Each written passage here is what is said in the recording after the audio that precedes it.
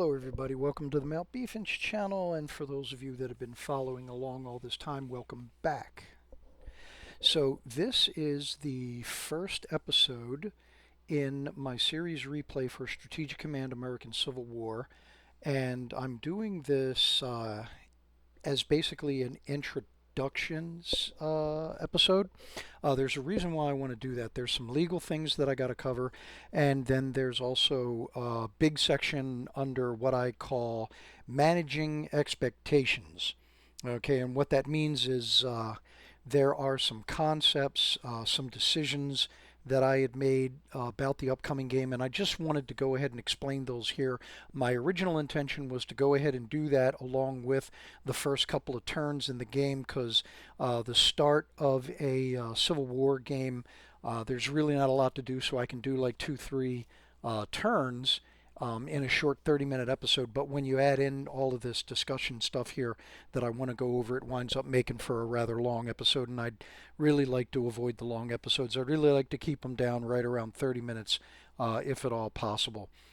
There's two reasons for that. One, it has been my experience that the when you're playing these 4X style strategy games, when you go into an hour or more than an hour, they tend to get kind of boring. You just skip right through them, missing the action, missing some of the talking, assuming that any of the talking is actually any interesting. And then also, the chest surgery that I had, it's going to take me a long time to recover from that. This is the average recovery time for this surgery is like a year and a half to 2 years, and I'm only 8 months into it. And so I still wind up having my voice just simply gives out after speaking a little bit too long. So again, there's my two reasons for why I want to keep these episodes short. Okay, so let me move on.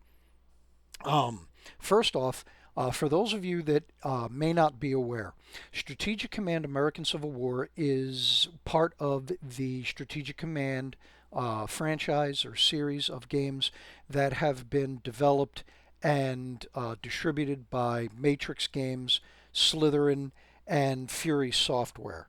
They're the folks that are responsible for this series of games. You have obviously Strategic Command American Civil War, Strategic Command World War One, which I've already done a series replay on. Then you have Strategic Command World War Two. There's actually three different games there. You have Strategic Command World War II, the War in Europe, which obviously is just the war in Europe. Then the most recent is Strategic Command World War II, War in the Pacific. And previous to that is Strategic Command World War II, the World at War. And the World at War is basically the Europe and Pacific games combined, adding a little bit more so that you can play almost the entire world. The only part that's missing, obviously, is Antarctica, and then you're also limited in how much of North America you get to play map on. So, and then there's a bunch of DLCs that go with each of these games, and then there's a bunch of mods. But I won't go into that. I've talked about that in the last episode. I just want to get straight into what's going on here with Strategic Command Civil War. So with all of that intro legal stuff out of the way, let me jump right into it. Okay, so who am I going to be playing? Okay, there's going to be some controversy here. So what I am going to do is I am going to be playing, obviously I'm going to be playing the full campaign. Okay, and please note the date here. That's another point that I wanted to bring up. I am recording this episode on the eve of the 164th anniversary of the start of the American Civil War. So it is my intention to play the Union and allow the computer to play the Confederates. Now, the reason that I am choosing the Union is because, and please hear me out on this one, I think the Union is the underdog in the game. Okay? Now, I did not say that the Union was the underdog Historically, anybody that has studied the American Civil War, they know that the Union had pretty much all of the advantages. The biggest problem that the Union had historically is the fact that their generals initially were very timid. Okay, um, but the game, the folks at Slytherin and Matrix and Fury Software, they have done, in my opinion, they have done a considerable amount of effort to create play balance in the game. And in my opinion, they have accidentally given the advantage to the computer. Okay, they haven't given the advantage to the Union. They haven't given the advantage to the Confederates. They've given the advantage to the computer, and I do believe that's kind of an accident. And I will elaborate as how do I come to that conclusion. And it's like this: if you're if you're playing the Union here, one of the things that the game does in order to help drive the urgency is the Union. If you followed me playing World War One, the metric for defeating the countries is the national morale. Okay, in Strategic Command, American Civil War, they call it fighting spirit, but it's basically the same thing. And the Union loses a minimum of 400 fighting spirit per turn that they do not occupy the Confederate state capitals of Richmond and Nashville, and then they lose additional fighting spirit for each of the state capitals that that are not occupied, that are also part of the Confederate States of America, such as Jackson, Mississippi, um, Atlanta, Georgia, so forth and so on. Okay, so every turn that the Union does not occupy these southern state capitals, they're losing a considerable amount of fighting spirit. Okay, and it's not a small amount. It's not going to be made up by victories on the battlefield. It can only be stopped by victories by taking back these state capitals, and especially Nashville, Tennessee, and Richmond, Virginia. Okay, so there's one advantage that the computer gets when it's playing the Confederates, and I consider it to be a very huge advantage.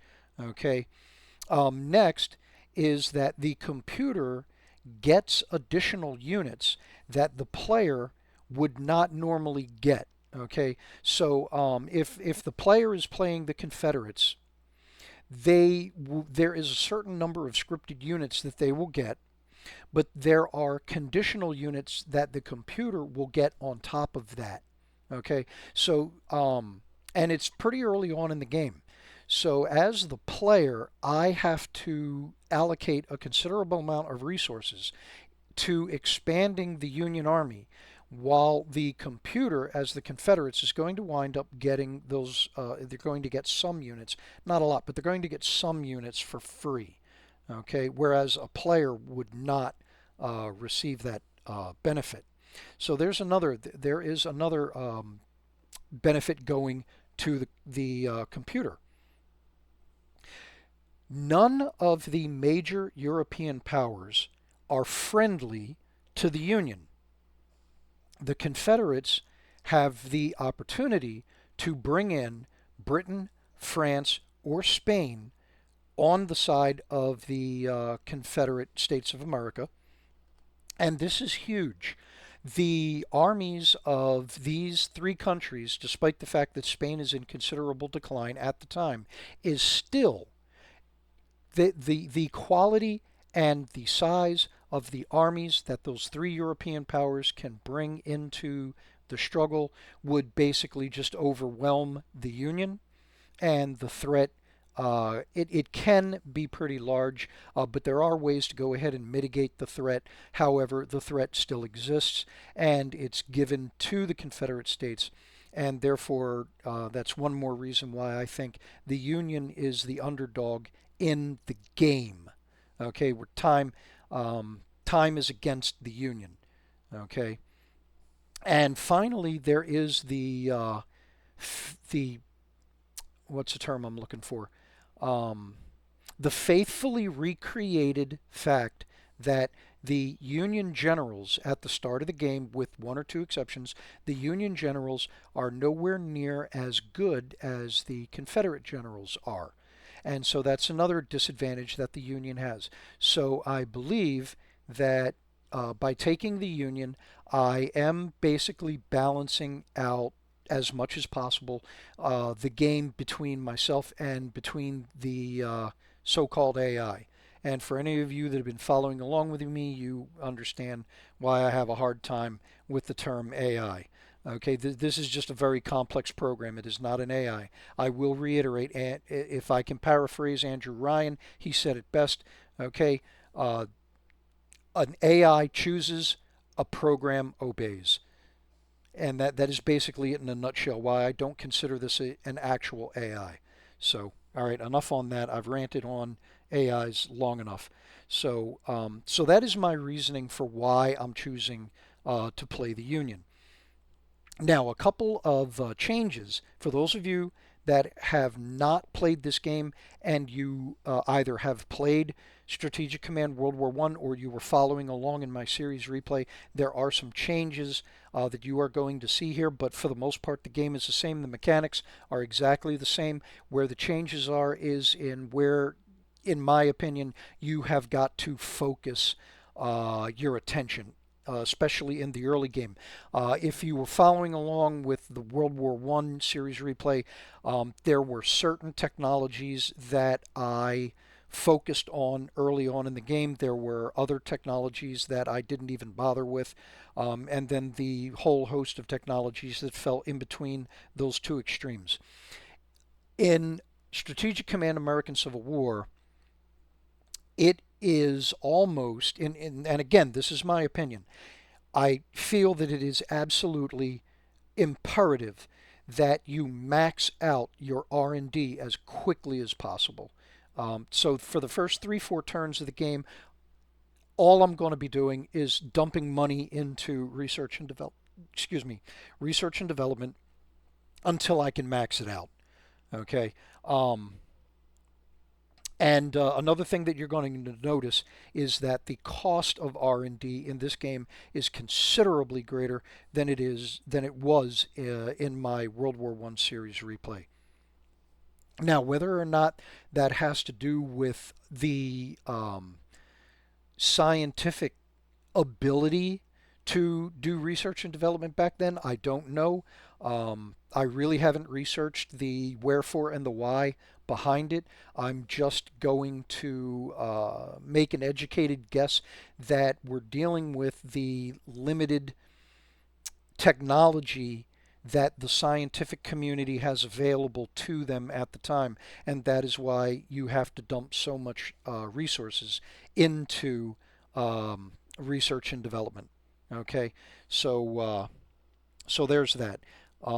Another thing that's a change in this game is generals. Now, back in the series replay for World War I that I did, I was lucky and I did not lose any of my headquarters units.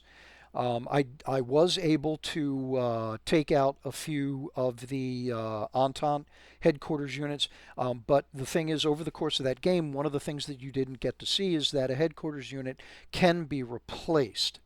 In Strategic Command American Civil War, that is not possible. If a general's headquarters unit is wiped out, that general is considered to be dead, and that unit will not come back. So that is important if we're talking about an extremely high value general like Lee or Grant or Jackson or Sherman, etc. Okay. Another thing is uh, unit caps. In the World War I series replay, I forgot to lock out what's called soft unit builds. Each nation in the game has a maximum number of type of units that they can deploy. Like, just to give you an example, you can have 30 infantry corps, you can have 5 cavalry corps, you can have 2 tank corps. Okay, and these are just examples, but you get the idea. there is a way around that. Okay, if you have soft builds selected in the let me show you. Okay, so here we go. So advanced right here, soft build limits. Okay, and so there's the tooltip. Okay, so if you have this option turned on, you're able to bypass those hard limits. And basically what happens is every unit that you buy above the limit is just going to cost you more than a unit that you purchased below the soft build limit. Now I'm leaving this off, so that way these are hard build limits. I can't build past them. Okay, give you an example. The Union, I will only be able to build a maximum of like 3 or 4 artillery pieces for them. And then headquarters units, I've learned, all of my generals are in my scripted reinforcements already. I only have the ability to purchase one headquarters unit over the course of the game, assuming that I don't lose any headquarters units. Okay, so that'll give you an idea of what's going to happen with the hard build limits. I believe that having the hard build limits is something to help with play balance from reading some comments on Steam and also over on the Matrix Games website. The computer actually has a problem with soft build limits. The programming is such that the computer really doesn't understand the soft build limits all that well and is not able to take advantage of it. I was worried about it during the series replay of Strategic Command World War One, but I didn't know then that the computer was going to have some difficulty with it, so my fears were pretty much unfounded. But to go ahead and I now believe that if I turn on soft build limits like that, I'm actually going to be giving myself an advantage that the computer can't really exploit. So I'm going to leave it off. That's another reason why I want to go ahead and I want to leave it off. Okay. So again, I'm going to be using the 3D counters simply because it's easier on my eyesight. Okay. Um, I'm going to leave the retreats on. I believe this not only is it more realistic, but it also helps with the computer being able to avoid a really bad situation where it'll be losing units that a actual human player wouldn't be foolish enough to go ahead and leave them sitting in a very adverse situation. So that's what I'm going to do there. Okay, so just a couple more things that I wanted to go over. Now, when I was recording the World War One series replay, I have close to 2,000 hours in that game. So I know my way around. I'm not going to call myself an expert, but I do know my way around the game. Okay, here in Strategic Command American Civil War, I have a grand total of 170 hours in this game. Okay, it's not that I don't like the game, it's just that there were other things that I was doing that I was more interested in, and so I really didn't put a lot of time into this game. So my point here is that when I'm playing this series replay, please understand mistakes are going to be made. Okay, please do me a favor. Don't when you get upset, do not take it out on your computer. Don't scream at your monitor. Don't start bashing your keyboard. Okay, please. It's not the computer's fault. It's my fault. Okay, so you can leave me a comment saying, "Hey, Mal, why did you do this? You should have done that." Okay, please help me out here. All right, but please don't take it out on your computer. It's not the computer's fault. Okay, so mistakes are going to get made. All right, please just be aware of that. Okay, now, one last thing. As some of you have been kind enough, and in some cases not so kind enough, to point out, my European history is not the greatest. And that is not a surprise. That is not my area of concentration. My degree in history is in Asian studies, and I have a considerable amount more American history than I do European history. So my point here is that I will at times get carried away with the history lessons while we're going through this game. I've made a note, I've made a sticky note that I put up on my computer screen to not get carried away with the history lessons, keep them, try to oversimplify as much as possible, just brief the slides that come up over the course of the game. Okay, because I'm sorry, but I would. If I went ahead and I started talking about the history, I probably wind up doing a half an hour, boring you to tears. So I need that reminder. Okay, so if you do hear me getting a little carried away with the history lessons in some of the episodes, uh, bear with me. Drop me a comment. Hey, Mal, stop. Okay. Um, so yeah. So that is all of the preliminary stuff I wanted to go over, with the exception of one other thing.